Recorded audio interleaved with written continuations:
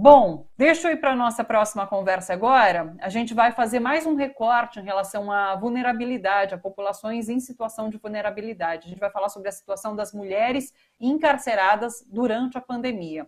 Vou trazer alguns dados antes para vocês. Olha só, o Brasil é hoje o quarto país que mais encarcera mulheres em todo o mundo. São mais de 37 mil mulheres presas, a maioria negra. Mais da metade foi presa por ter, supostamente, cometido infrações relacionadas à lei de drogas. Pois é, super questionável isso. A gente já discutiu várias vezes essa política de criminalização das drogas e como isso tem superlotado os nossos presídios, o nosso sistema prisional aqui no Brasil. Em tempos de pandemia agora, essas mulheres são as mais vulneráveis no sistema prisional. Segundo um levantamento do Instituto Terra, Trabalho e Cidadania, 1/4 das detentas do Brasil estão em unidades que sequer possuem módulos de saúde para que se faça um atendimento caso essas mulheres apresentem algum sintoma, por exemplo, da Covid-19. Sobre esse levantamento, sobre a situação de invisibilidade dessas mulheres, o Fundo Brasil de Direitos Humanos traz aqui para a gente hoje a Sofia Fromer, que é pesquisadora do Instituto Terra, Trabalho e Cidadania, e esse instituto realiza trabalhos de combate ao encarceramento, de garantia de direitos e de erradicação da desigualdade de gênero. O ITTC recebe apoio do Fundo Brasil de Direitos Humanos e, representando o Fundo Brasil, está aqui com a gente também o Pedro Lagata, que é assessor de projeto. Sofia, Pedro, um prazer recebê-los por aqui. Tudo bem com vocês? Quero começar, inclusive, já conversando, já pedindo para a Sofia trazer aqui para a gente um panorama sobre a situação dessas mulheres encarceradas. Vocês têm acompanhado, o Instituto tem acompanhado, eu queria que você colocasse um pouco para a gente aqui o que é mais difícil na situação dessas mulheres, o que leva essas mulheres a essa situação imensa de vulnerabilidade num momento como a pandemia aqui no Brasil. Boa tarde, Sofia. Boa tarde a todos que estão aqui assistindo a gente. Realmente é uma situação muito complexa, né? Acho que a pandemia ela só exacerba todas as violações de direitos que já estão presentes nesse espaço, né? Que já é um espaço violador de direitos por excelência, né? E aí, se a gente for pensar que as condições de habitabilidade dessas pessoas, a falta de, né, enfim, de kits de higiene, de uma alimentação de péssima qualidade, mas também a estrutura física do lugar, né, propicia que esse vírus se espalhe muito mais facilmente, né? Então, essas pessoas vivem em ambientes superlotados, elas vivem em lugares que há pouca circulação de ar, há pouca ventilação, né? Então elas não conseguem fazer um distanciamento social, não são distribuídas máscaras, elas também não podem fazer o uso de álcool. Então, assim, todas as recomendações dos órgãos, né, de saúde, da Organização Mundial de Saúde, enfim, elas não podem ser cumpridas nesse ambiente. Então isso já torna esse ambiente muito mais propício para o alastramento desse vírus, né? Então, e aí tem algumas dificuldades ainda no meio do percurso, né? Por exemplo, aqui a Secretaria de Administração Penitenciária do Estado de São Paulo suspendeu as visitas no período da pandemia. E com a suspensão das visitas, muitas dessas famílias, né, a gente já sabe que no caso do encarceramento feminino existe, né, tem menos visitas do que no encarceramento masculino, mas ainda assim essas famílias têm um papel super importante de fornecer esses itens de subsistência para essas mulheres, né, que são itens de higiene, alimentos, roupas, né, medicamentos, e com a suspensão das visitas, né, essas famílias só poderiam mandar esses itens de higiene através, né, que a gente chama de jumbo, através do Sedex. E isso tem um alto custo, né, para muitas famílias. Então, essas mulheres ficaram numa situação ainda maior de vulnerabilidade.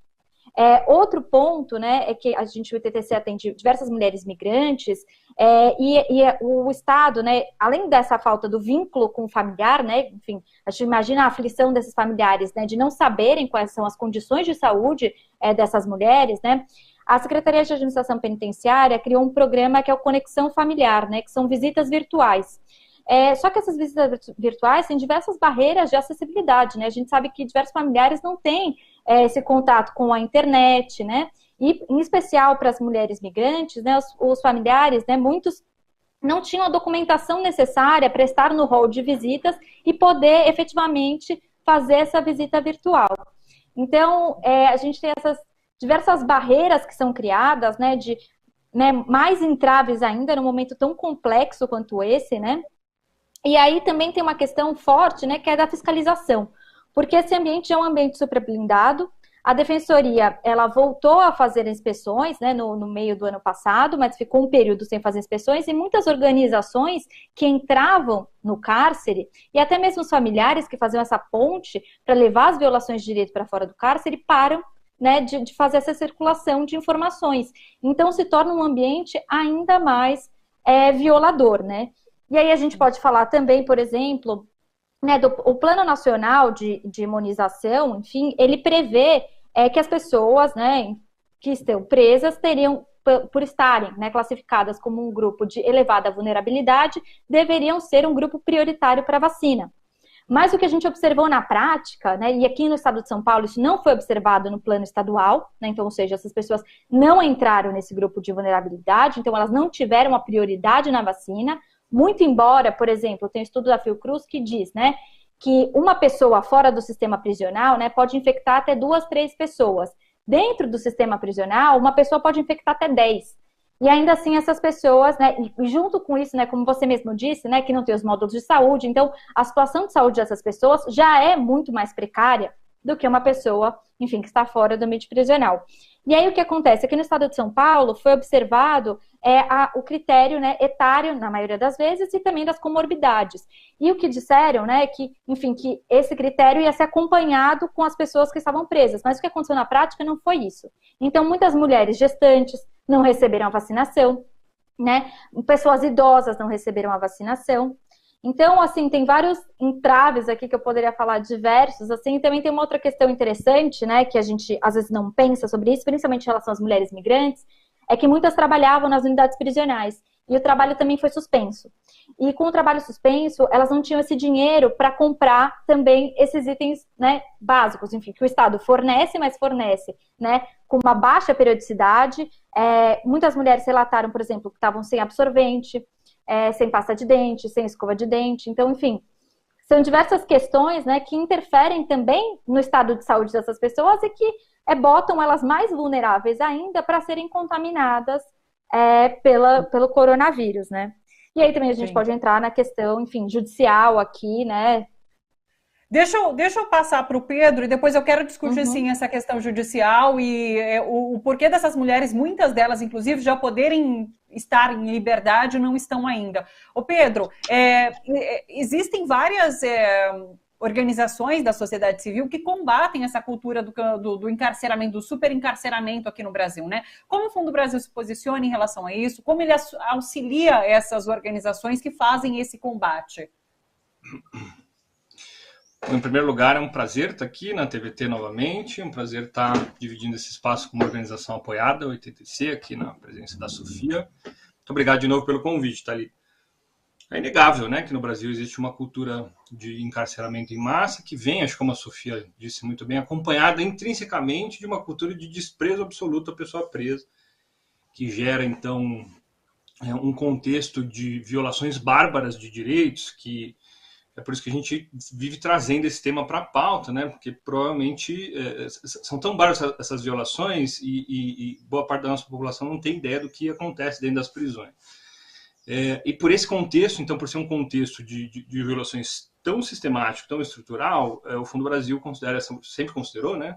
Essa é uma questão urgente, urgente de ser combatida, de ser modificada, e por isso o Fundo sempre teve entre as suas prioridades o apoio à sociedade civil, ao movimento antiprisional, e as organizações da sociedade civil que estão dedicadas a esse tema. Eu acho que vale trazer alguns elementos muito breves, assim, do absurdo que é tudo isso, né? A gente tem uma população prisional enorme, a terceira maior do planeta, como se isso não bastasse, quase 40% dessa população é inocente na prática, ou seja, é composto por presos e presas provisórios.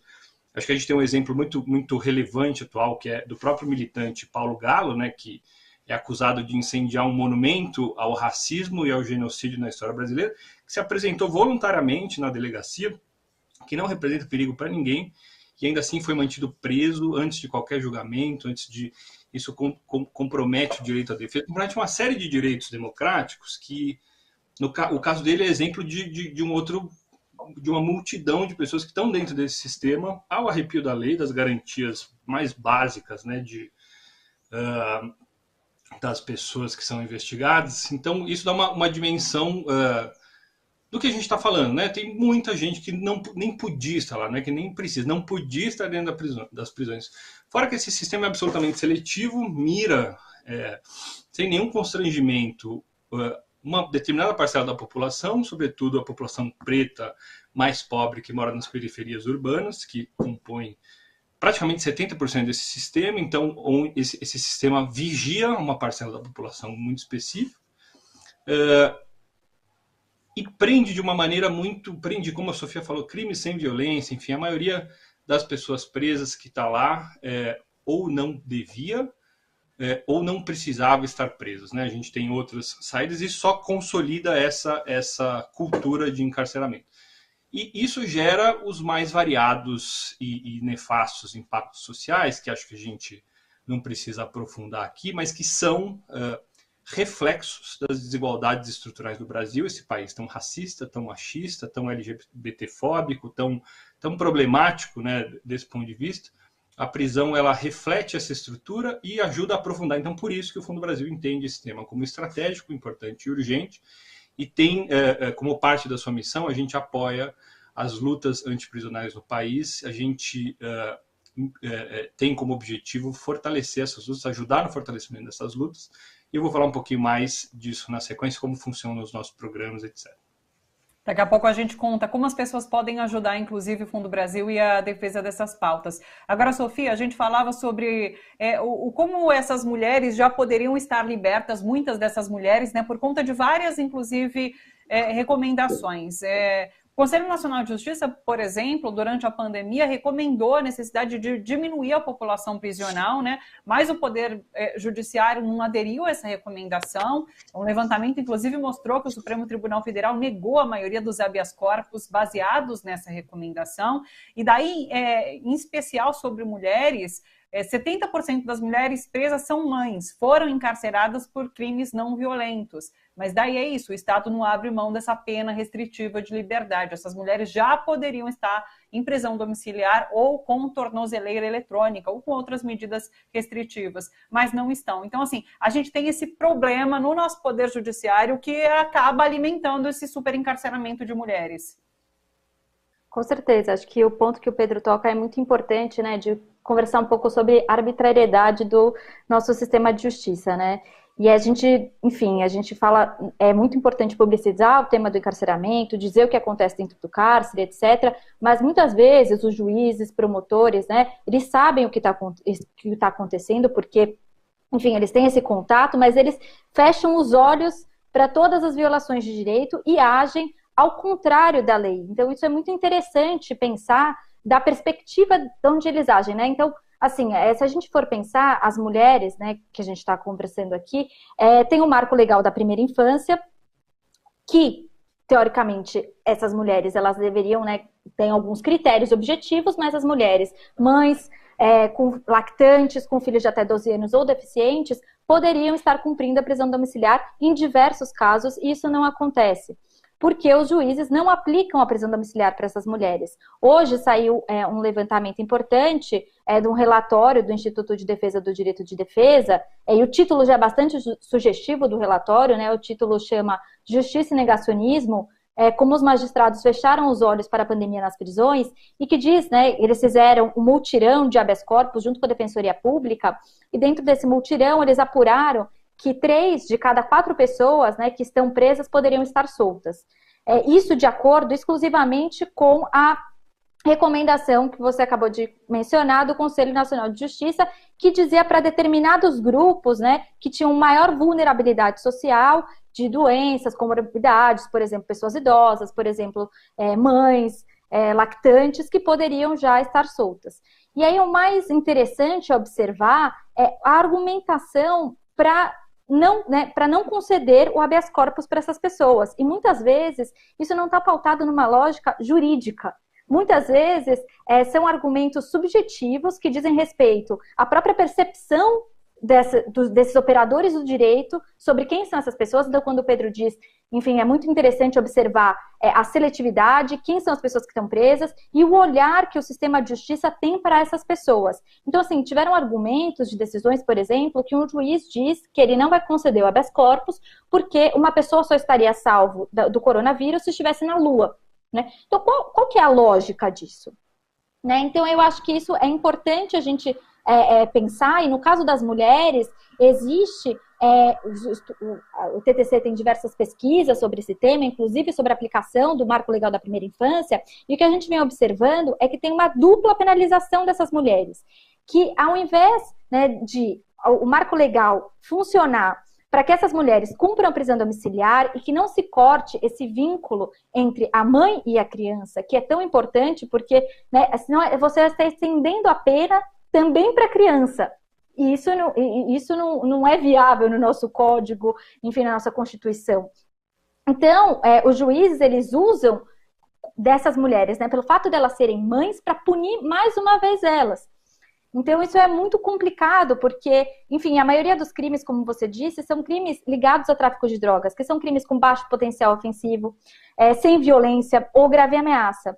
E ainda assim, a gente vê essa lógica do sistema de justiça, muitas vezes compartilhada pelos ideais desses operadores do que é a maternidade, né, que são ideais pautados em uma outra realidade social de pessoas, né, majoritariamente brancas, julgando pessoas majoritariamente negras, né? Pessoas ricas também julgando pessoas majoritariamente pobres. Então, a gente tem toda essa diferença e esse caldo, e acho que é muito importante jogar luz para isso, porque a gente precisa discutir esse papel tão importante do sistema de justiça, que ao invés de ter uma lógica desencarceradora, né, como outros países do mundo, a gente continua numa lógica encarceradora. Esse caso do Galo, por exemplo, é emblemático. Porque a prisão dele, né, é totalmente arbitrária, não tem sentido nenhum. E precisa ir até o STJ para tentar reverter a prisão, e ainda assim a juíza, né, consegue mudar ali o critério, né, do que, enfim, parece que é da vontade dela, né? Então essas questões são muito importantes de serem discutidas.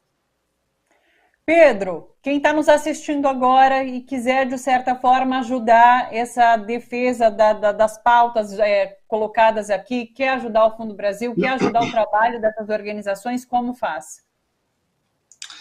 Olha, tem muitas formas das pessoas que se preocupam, querem se engajar com os direitos humanos, que elas podem contribuir com as organizações e com os movimentos. Muitas vezes, eu vou falar aqui da perspectiva do Fundo Brasil, uma fundação independente que tem como missão, né, canalizar, mobilizar recursos para o fortalecimento dessas lutas, que não é só a luta antiprisional, mas sim é muito importante apoiar a luta antiprisional. No caso do fundo, uma das formas mais imediatas de se engajar, de colaborar, é doar quantias para a fundação.